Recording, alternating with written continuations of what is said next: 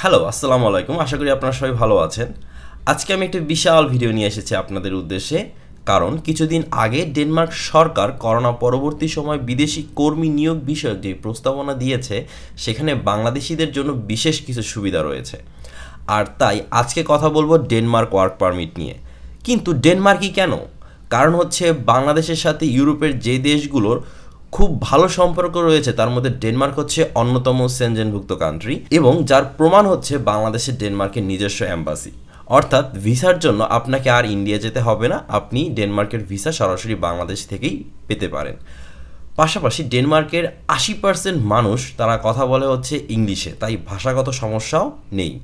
আর সব থেকে আকর্ষণীয় বিষয় হচ্ছে ডেনমার্কের গ্রিন কার্ড। হাউএভার আজকে ভিডিওতে সেই সকল বিষয় বিস্তারিত আলোচনা করব, যার মধ্যে আছে সরকার নির্ধারিত কোম্পানিগুলো খোঁজা, এক্সপিরিয়েন্স সহ এক্সপিরিয়েন্স ছাড়া ফাইল তৈরি ও আবেদন পদ্ধতি, প্রবাসী ভাইদের জন্য আবেদন ও ভিসা পদ্ধতি, ফ্যামিলি সহ আবেদনের বিষয়, ভিসা খরচ ও বিশেষ কিছু টিপস, পাশাপাশি সতর্কতা।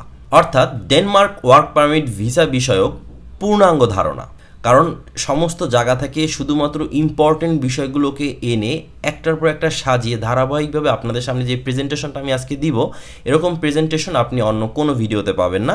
তাই আপনার যদি ইচ্ছা থাকে সেনজেনভুক্ত খুবই শান্তিপূর্ণ একটি দেশে আপনার ফ্যামিলি নিয়ে গিয়ে সেখানে বসবাস করা, তাহলে অবশ্যই ভিডিওটি আপনাকে সম্পূর্ণ দেখতেই হবে, এবং অ্যাপ্লিকেশন থেকে শুরু করে ভিসা পাওয়া পর্যন্ত সমস্ত বিষয়ে আপনার একটা ধারণা চলে আসবে। আর আমার চ্যানেলে যারা নতুন তারা অবশ্যই আমার চ্যানেলটিকে সাবস্ক্রাইব করে দিবেন, পাশাপাশি আমার ফেসবুক পেজটিকে ফলো করে দিবেন। তো চলুন ভিডিওটি শুরু করা যাক।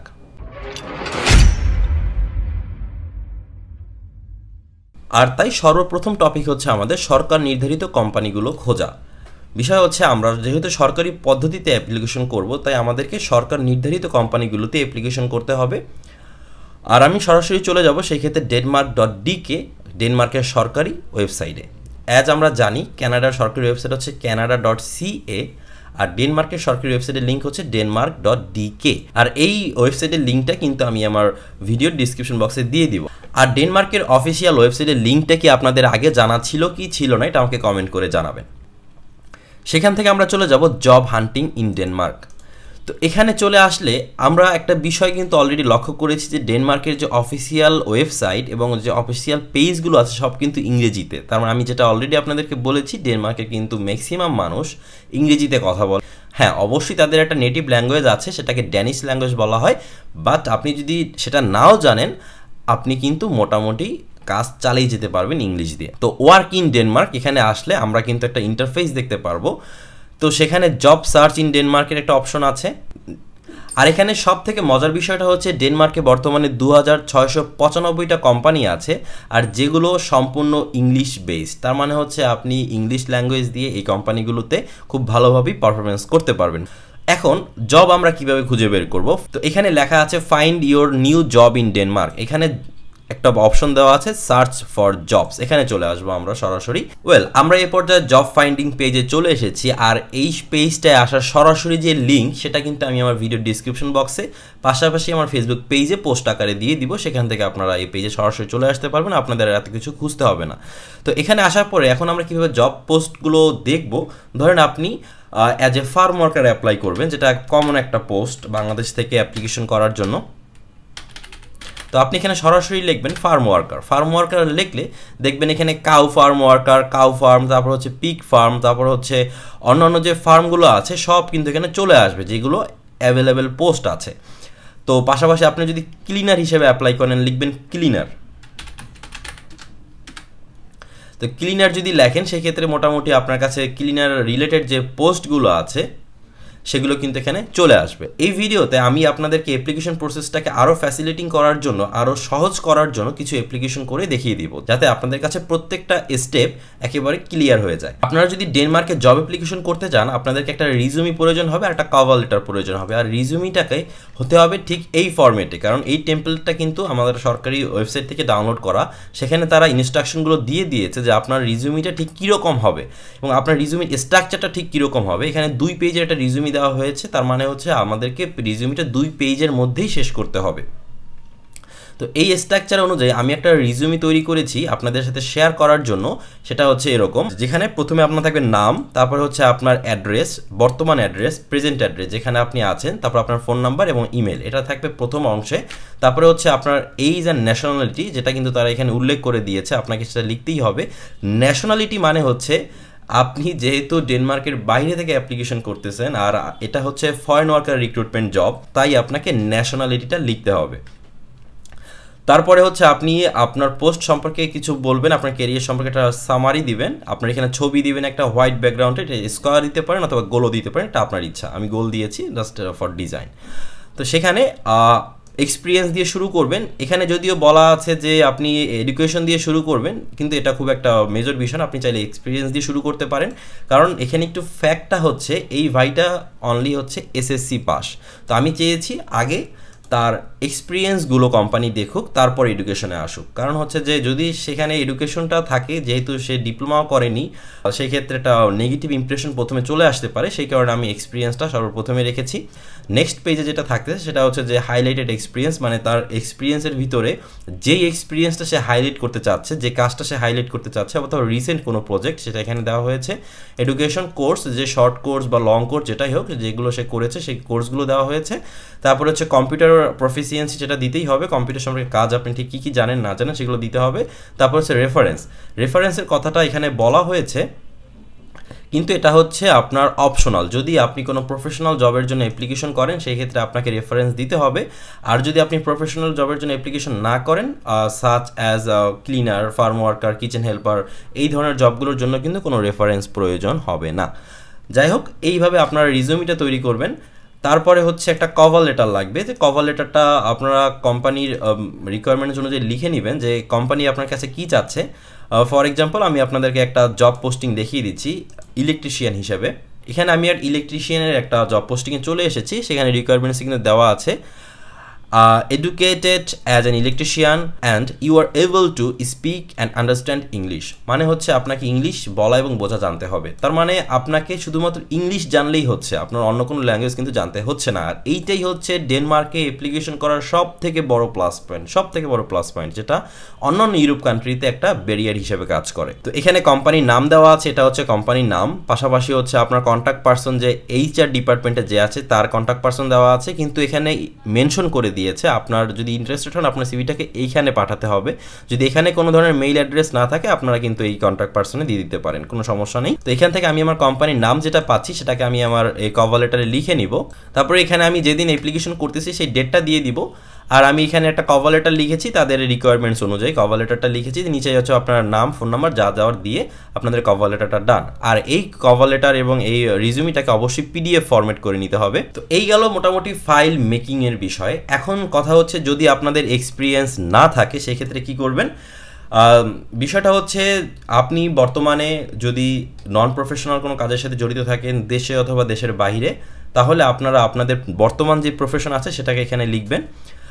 আর হচ্ছে আপনার যদি কোনো কোর্স থাকে সেটাকে লিখবেন, যদি কোর্স করা না থাকে কোনো ইউনিভার্সিটি স্কুলের অ্যাক্টিভিটিস থাকে সেগুলো লিখতে পারেন।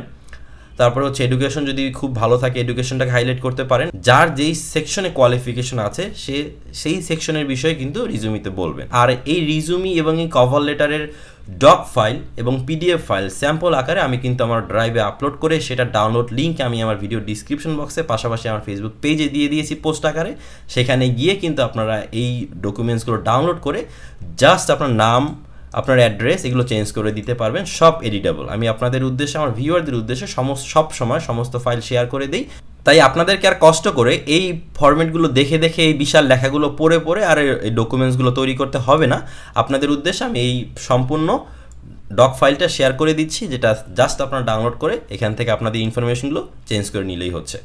কিন্তু দেখবেন কিছু জবের নিচে লেখা আছে we can not provide you a work visa, you must have a valid work permission in Denmark. তো এই জবগুলোর সংখ্যা খুব বেশি না, কিছু জব আছে, তো এগুলোকে আপনারা অ্যাভয়েড করবেন, এই কোম্পানিগুলোতে অ্যাপ্লাই করতে পারবেন না। আর এখানে কিন্তু লেখা আছে জব ফর ইউক্রেন, মানে হচ্ছে যারা ইউক্রেনিয়ান আছেন তাদের জন্য বিশেষ করে জবগুলো দেওয়া হয়েছে। এটাও কিন্তু ফরেন ওয়ার্কারের ভিতরেই পড়ে। আর যেখানে এই লেখাগুলো নেই সেখানে আপনারা সরাসরি অ্যাপ্লাই করতে পারবেন। তো এই হচ্ছে বেসিক ইনফরমেশন।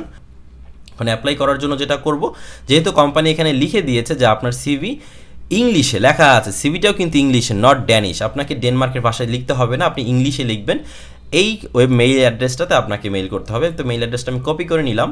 তো মেইল অ্যাড্রেসটা কপি করে নিয়ে আমি সরাসরি চলে যাব আমার জিমেইলে, সেখানে গিয়ে আমি মেইল অ্যাড্রেসটা পেস্ট করে দিব। তারপর আমি যে কভার লেটারটা লিখেছিলাম সেই কভার লেটারটা ওপেন করে নিয়ে সেটার শুরু থেকে শেষ পর্যন্ত আমি এটাকে কপি করে নিয়ে আমি আমার মেইলের যে বডি টেক্সট আছে সেখানে পেস্ট করে দিব। পাশাপাশি এখানে যে সাবজেক্ট যেটা আছে সেই সাবজেক্টটা এখানে আমি মেইলের সাবজেক্ট হিসেবে দিয়ে দিব।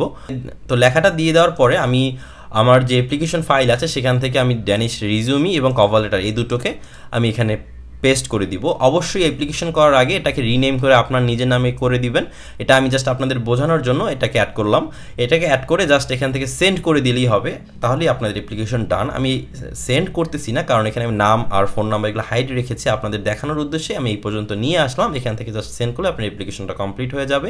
তো এই পর্যায়ে আমাদের কাছে অ্যাপ্লিকেশন কমপ্লিট এবং অ্যাপ্লিকেশন রিলেটেড ফাইলগুলো রেডি করাও বিষয় আমি আপনাদেরকে ডিটেলসে বলে দিলাম। মোটামুটি অনেকটা সময় নিলাম, সময় নিয়ে আপনাদেরকে সব বিষয়টা বোঝানোর চেষ্টা করেছি, কারণ যে কোনো বিষয়ে অ্যাপ্লিকেশন করার আগে সমস্ত ইনফরমেশনগুলো আমাদের জানা দরকার। তাই জব খোঁজা থেকে শুরু করে অ্যাপ্লিকেশন করা, পাশাপাশি যে বিষয়গুলো আমাদের মাথায় রাখতে হবে সেগুলো আমি আপনাদেরকে দেখানোর চেষ্টা করেছি। এখন পরবর্তী যে বিষয়গুলো আছে, ফ্যামিলি সহ আবেদনের বিষয়, ভিসা খরচ এবং সতর্কতা, সেই বিষয়ে আমি ধারাবাহিকভাবে বলে দিচ্ছি। আপনারা বিষয়গুলোকে নোট করে নেবেন অথবা স্ক্রিনশট নিয়ে নেবেন। এরপরে হচ্ছে ফ্যামিলি মেম্বার, সব থেকে গুরুত্বপূর্ণ বিষয়, যেটা আমাদের সবার একটা কনসার্ন থাকে। যদি আপনার ওয়াইফ অথবা আপনার 18 বছরের নিচে কোনো বাচ্চা থাকে, তাকে নেওয়ার জন্য আপনাকে যেটা করতে হবে, সেক্ষেত্রে ক্রাইটেরিয়াটা রেসিডেন্স ভিসার ক্ষেত্রে আপনাকে আগে ডেনমার্ক যেতে হবে। সেখানে গিয়ে আপনার জব কনফার্ম হওয়ার পরে আপনি যখন জবের জন্য জব কন্টিনিউ করবেন, সেখানে আপনার স্যালারি এবং আপনার মান্থলি খরচ সেটা বিবেচনা করার পরে আপনি যখন আপনার ফ্যামিলি মেম্বারকে ডেনমার্কে আনার জন্য সরকারের কাছে অনুমতি চাবেন, তখন আপনার সেই পরিস্থিতি যে আপনার ইনকাম কতটুকু আছে সেটা দিয়ে আপনি আপনার ফ্যামিলিকে চালাতে পারবেন কিনা সেটা বিবেচনা করে আপনাকে সেইটা অফারটা দেওয়া হবে। এই কারণে বলা হয় যে আপনি যাওয়ার পর অন্তত 1 থেকে 2 বছর টাইম নেন, সেখানে সেটেল হন, আপনার কিছু ব্যাংক ব্যালেন্স বাড়ুক, আপনার জবটা স্ট্রং হোক। সেক্ষেত্রে আপনি রিকমেন্ডেশন থেকে শুরু করে আপনার জন্য আপনার ফ্যামিলিকে নেওয়াটা অনেক ইজিয়েস্ট হবে কম্পারেটিভলি আদার ইউরোপিয়ান কান্ট্রিজ। এই হচ্ছে রেসিডেন্সের বিষয় আমি আপনাদেরকে বললাম। এখন হচ্ছে ভিসা কস্ট। ডেনমার্কে আপনারা যদি ওয়ার্ক পারমিটের জন্য অ্যাপ্লাই করেন, সেক্ষেত্রে আপনাকে ডেনমার্ক ওয়ার্ক ভিসার জন্য পে করতে হবে অ্যাপ্রক্সিমেটলি 590 ইউরো অথবা ডেনমার্কের টাকায় 4405 DKK। এক্ষেত্রে আমি যদি এই ইউরোটাকে টাকায় কনভার্ট করি, সেখানে আসে 60,000 টাকার মতো।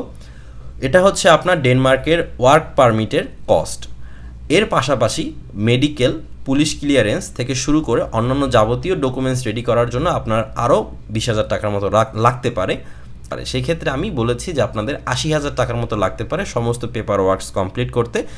এই খরচটা কিন্তু সম্পূর্ণ এয়ার টিকিট বাদে। এখন সতর্কতার বিষয় যদি বলতে চাই, সেক্ষেত্রে একটা কথাই বলবো যে এই ইনফরমেশনগুলোকে নিয়ে, এই ভিডিওগুলোকে ইউজ করে অনেক এজেন্সি কিন্তু প্রতারণার ফাঁদ তৈরি করে, যেখানে বলা হয়ে থাকে যে আপনাদেরকে তারা জব এনে দিবে, জব অফার লেটার এনে দিবে, কিন্তু দেখা যায় ম্যাক্সিমাম ক্ষেত্রেই সেগুলো ভুয়ো হয়ে থাকে। এখন সব এজেন্সি যে খারাপ সেরকমও না, সব এজেন্সি ভালো সেরকমও না। যদি আপনাদের কোনো ধরনের এজেন্সি সহায়তা প্রয়োজন হয়, আমি কোনো এজেন্সি না, আমি কোনো এজেন্সির সাথে যুক্তও না, আমি আপনাদের এইভাবে কোনো নাম বলতেও পারবো না। আপনারা আপনাদের ব্যক্তিগতভাবে খুঁজে নেবেন। আর আমি সাজেস্ট করি নিজের অ্যাপ্লিকেশনটা নিজে করবেন। নিজে অ্যাপ্লিকেশন করার মাধ্যমে চাকরি যদি না হয়, সেক্ষেত্রে আপনি কোনো ধরনের অর্থনৈতিক হয়রানির সম্মুখীন হবেন না। আর যদি কোনো জব পান আপনার যোগ্যতা অনুযায়ী, সেটা তো আলহামদুলিল্লাহ। আমার কাজ হচ্ছে আপনাদেরকে ইনফরমেশনগুলো দেওয়া। সেই ইনফরমেশনগুলো কাজে লাগিয়ে আপনাদের যে জব হবেই সেরকম কোনো গ্যারান্টি নেই, কারণ আপনারা 10 জনে অ্যাপ্লাই করলে তো 10 জন জব পাবেন না। সেখান থেকে যার কোয়ালিফিকেশন কোম্পানি পছন্দ করবে সেই জবগুলো পাবে। তাই আশা করি এই ভিডিওগুলো নিয়ে কোনো ধরনের মিথ তৈরি করবেন না যে আপনি কি জব পাওয়া দিবেন, কয়জন পাইছে, এই বিষয়গুলো এরকম না ভাই। অপশন আছে, সেগুলো আপনাদেরকে জানাচ্ছি। আপনার যদি ভালো লাগে অ্যাপ্লাই করবেন, ভালো না লাগলে অ্যাপ্লাই করবেন না, ভিডিওটি বন্ধ করে রেখে দিবেন। কারণ সবাই সব কিছুতে ইন্টারেস্টেড থাকে না এবং সবার সব যোগ্যতাও থাকে না। তো আশা করি এই ভিডিওর ইনফরমেশনগুলো কাজে লাগিয়ে আপনারা নিজেদেরকে সাহায্য করতে পারবেন, অ্যাপ্লিকেশন করতে পারবেন। তো আপনাদের সবার জন্য শুভ কামনা রইল। ভালো থাকবেন, সুস্থ থাকবেন, আমাদের চ্যানেলের সাথেই থাকবেন। ধন্যবাদ।